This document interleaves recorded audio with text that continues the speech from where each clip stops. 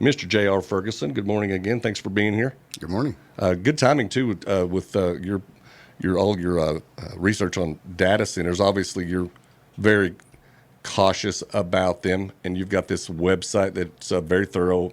So we'll talk more about that in a minute. If you've got a question or comment for Mr. J.R. Ferguson, give us a call. We'll put you on the air, or you can text. Same number, 806-771-0923. Nothing out of bounds except we don't have a 5-second delay, so no name calling or profanity. Right? I'll do my best. Yeah, okay.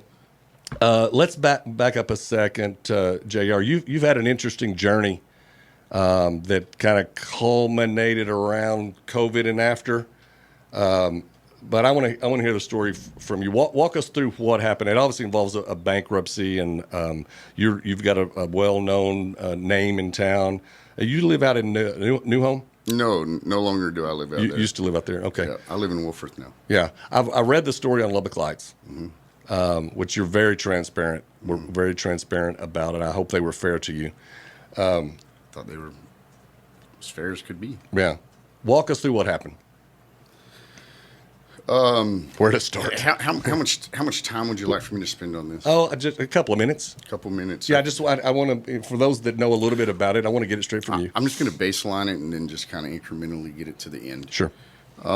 So when I was 19 years old, I was working at Discount Tire. I had moved from Brownfield. I graduated from high school from Wellman, which we were the largest graduating class in school history with 24 people. It was a big one. Yeah. So anyways, I was working at Discount Tire, and I decided to, I was trying to make some extra money. Well, my uncle had a few rent houses, and he needed to make them rent ready. So I'd go paint, clean, whatever, mow. Well, then I made these flyers, and I went door to door and started tagging doors for like handyman, like the flyer had about every service you could think of, maybe even shine your shoes, right? And so, and I had ads in the Thrifty Nickel. And people would call me and they'd want an estimate, and I'd have to figure out what side of the street the house was on, because my truck on the passenger side was completely crushed in. And so I didn't want to show them that side. So I had one advertisement on the driver's side, and so I'd show them up, and the driver's side was pretty. That's pretty ingenious. Yeah, so I'd show them the driver's side and get out and, sell the job, whatever. Well, fast forward, kind of start learning the game. I was doing a bunch of different odds and ends, building fences primarily, and then I ended up, in roofing. And really, roofing to me was kind of a way to, it seemed more scalable than the other things I was doing.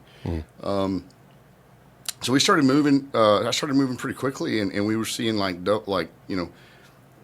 anywhere from 30 to 60% growth every single year. Wow. Massive growth. And keep in mind, I'm a little boy. I'm 21. Sure. Went to South Plains College for half a semester. So anyways, business is good. We're rocking along. It didn't come without its challenges. There's no doubt about it. There was always constant challenges. That's life, and I enjoyed it. Well, in 2019, we had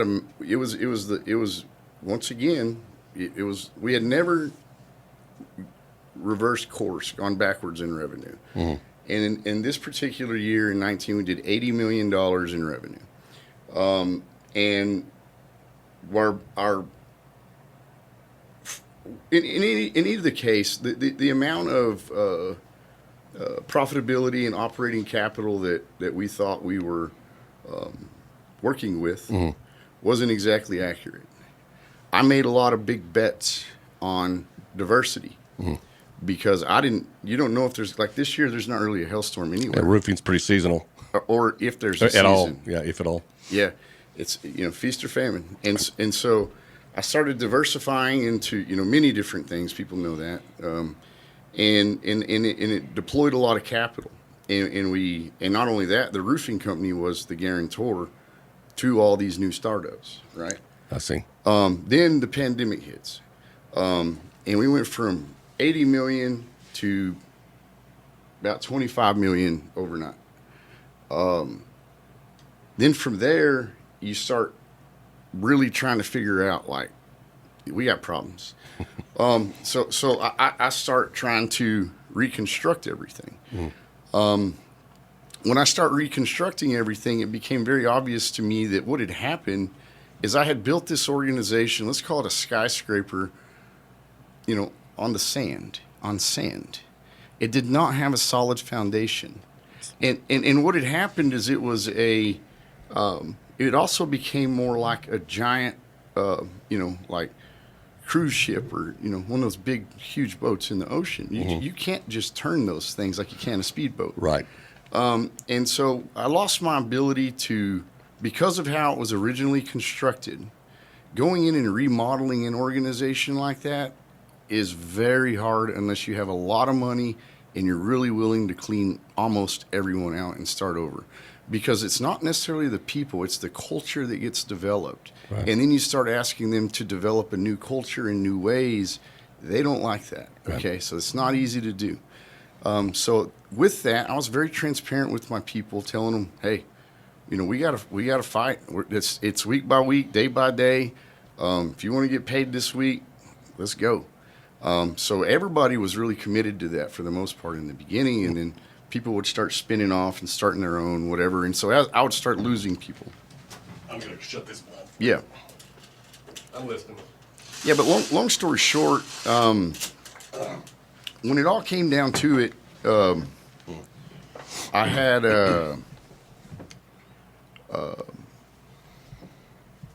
I was in a situation where, I wasn't going to be able to.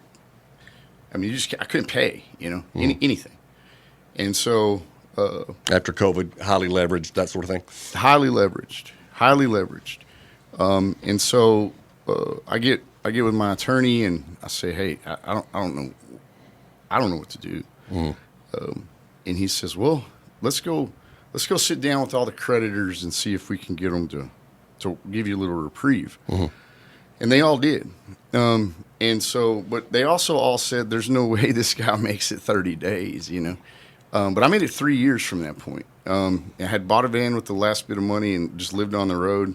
Cost me huge relationships, personal relationships, but, it was in order to keep it alive. And so, for 3 years I lived in, Oklahoma, Dallas, Fort Stockton, Abilene, everywhere but Lubbock because there wasn't storms in Lubbock, right? Right. And every day mattered. Roofing. Yeah. I was shutting down all the other companies just like at the same simultaneously. Right. And then by the end of it, it just became obvious that, you can only run that fast, that long, that hard for so long. And we did in the last 2 years of that.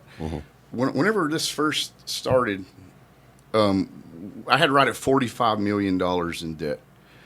Whenever I filed bankruptcy, it was $22 million. That was 2 years later. So we cleared out, $23 million in debt in a couple of years. That's something. Yeah, and so it mattered. It was something. Right. We did the best we could. I got with him and just said, look, we got to figure out the way to make this, get the most good out of this situation. Like, whatever that is. Deal with what's in front of you. But this is what we got. And so we devised a plan and we just, we got with creditors, got approval for sales prices, and just would send the creditors the money for things we sold. Every employee got paid every penny they were owed. No customer got hurt. We returned all money to customers. I gave every employee during the closeout a minimum of a 2-week notice. And so it wasn't like a big shocking surprise, but it was a big event. Right. And so we tried to manage it the best, or I did the very best I could. Tried to treat everybody fairly, and at the end of the day, bankruptcy happened. Yeah, about 30 seconds to a hard break. We'll pick up the story when we come back. Apropos of your journey here, we're playing Rocky going into the break. Good. There you go. Visiting with J.R. Ferguson. Very transparent J.R. Ferguson this morning. We do want to get to the AI stuff. You're somewhat of a self-taught expert, I would think, looking at your website here about AI and data centers. More with J.R. right after the break. Stay with us. A conversation with J.R. Ferguson this morning, who who has had quite the journey that you were explaining earlier. So let me kind of wrap it up. If I say something that's off, just correct me. But you were getting at the story about going through. You had rapid growth, COVID hits. You were highly leveraged. 2024, your wife filed for bankruptcy. You got it down from 40 million to 21, 22 in liabilities, and then a judge granted discharge for most of the debts. You traveled around doing the roofing out of your van, and here you are. Here I am. Here you are today. You're still here. Yes. Yeah.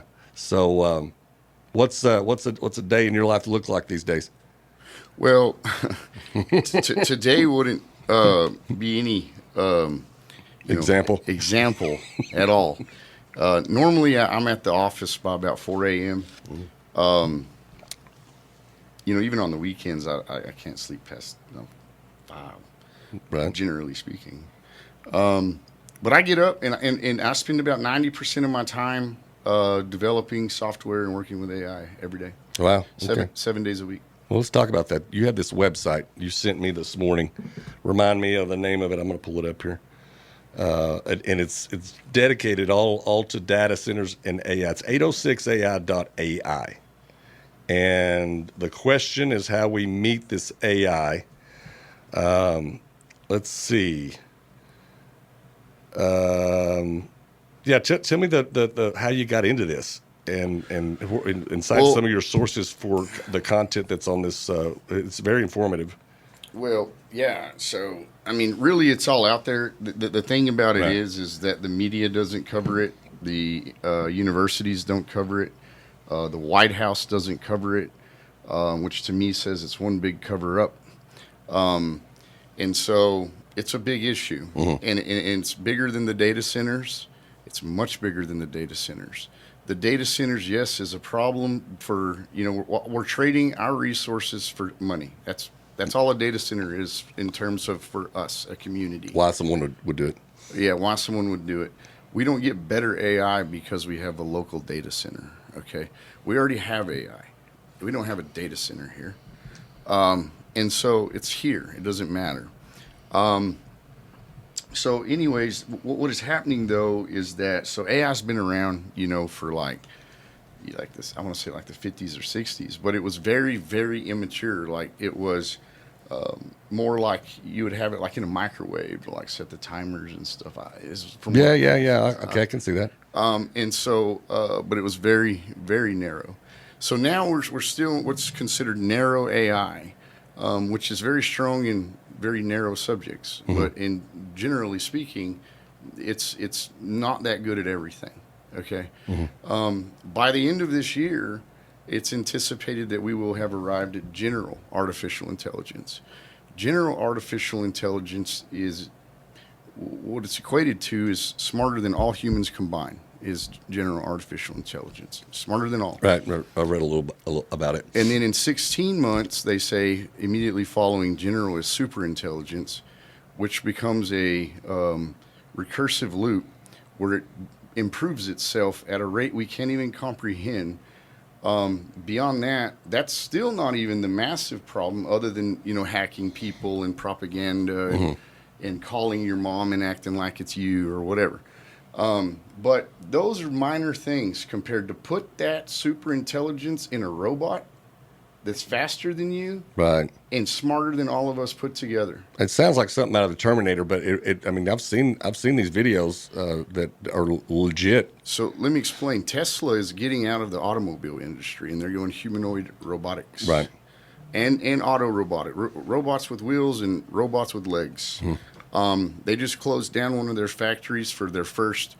So there's always this process to manufacture anything, right? Like first you start with a concept, and then you have a prototype, and then you prove out like proof of concept through prototypes, and then you go into what's your manufacturing plan? How are you going to build this? And then how do you take that and how do you scale that, right? All those things kind of have to happen in that order. Right. And so right now we're in the phase of the manufacturing proof of concept to go to scale. Okay. The first factory for Tesla at least, and they're all over the world. It's not just Tesla, but it's supposed to produce 1 million humanoid robots a year. But Elon always does everything by at least one order of magnitude or times 10. And so what this will mean is he'll go 1 million, and then he'll figure out a way to make that factory go from 1 million to 10 million. So multiplying factors. But then you'll take one factory and turn it into 10. So now you've got 100 million robots a year just right out of Tesla. He'll take it to the moon, so to speak. It's already is to the moon. Yeah. They have data center, so they have orbital AI, solar and satellites. Right. They're looking and orbital data centers, which is a whole nother issue because if it all goes rogue, how do you turn the shit? Right. We don't have a 5-second delay, JR. I'm just saying. I got you. I think it's worthy of that word. And so, really, I think that the hard part that people are having a hard time understanding is it's how fast it's improving and how much smarter. Exponentially, yeah. So yes, exponentially. And so so one of the things that, and this is Elon, and he's always a little over optimistic, but he says, an order of magnitude every 6 months. Mm-hmm. Okay. So that means times 10 every 6 months. Mm-hmm. If you do that for 5 years, it is 10 billion times smarter than it is right now in 5 years. Yeah, it's hard to fathom. By 2035, they project as many humanoid robots, if not more, than humans. Yeah. On Earth, billions. And where do you find this information? Are you doing this calculation, or you're reading it somewhere? I know you're on your website, stuff's sourced, but yeah, I mean, got to know where to look. Just go looking. Go looking. You'll find it, but the thing is you got to stay away from the mainstream media, because here's the thing: the big AI companies, they look. Here's what's going to happen. Here's a problem. Universities are selling degrees to people that they know won't have a job in a few years because AI is going to take it and robotics is going to take it, period. Okay. They don't want to say anything because they lose revenue. White House, the government is going to replace their police officers and all kinds of stuff with AI and robotics. Mm-hmm. It's already been said. It's the only way to keep us from going insolvent. And so they have to automate our government. There will be, all those things. So the beginning initial risk is not AI doing what AI wants to do. It's the people in control of the AI that, point it in a certain direction and have it do certain things maybe right. Would rather it not do. But if some guy has a fleet of robots. 10 million robots, right. He's got a military. Right. And you can't just shoot a robot like you can a human. Yeah. Wow. Fascinating stuff. Sounds like you're one of those where's the puck going to be kind of guy, not where is the puck now? It's where it's going. Yeah. Hey, thanks for being here this morning. J.R. Ferguson, fascinating conversation. I wish we had time to cover all of it today. But we'll be back with more after the break.